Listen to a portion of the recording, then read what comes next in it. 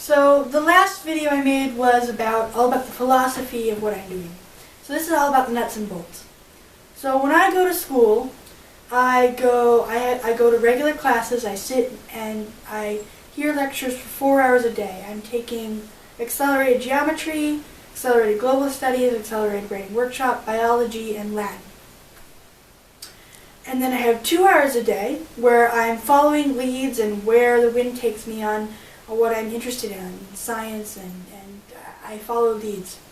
And then at home, I work many more hours on the leads I found during the day because I want to. It's fun for me. I love it.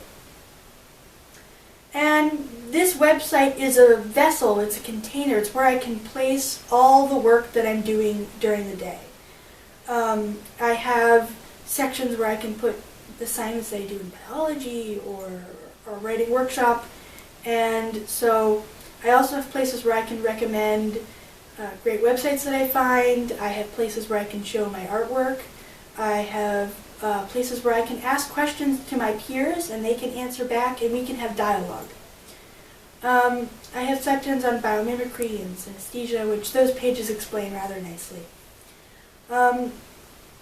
This website is a vessel where I can display all my finished work, and it's also a place where other kids can go and be inspired by what I'm doing and see what I'm doing.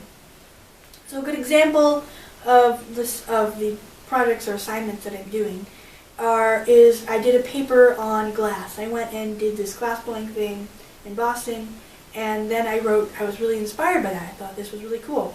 So I did a history. I wrote a long research paper about history with a history section. I went and did a science section. I wrote this paper so I can show my English teacher that I can write well. And that is generally what I want to do with lots of my things, because I followed one path, learning what I could about glass, and I found it connected to all these other genres or themes: science, art, history, writing. I had to write a paper.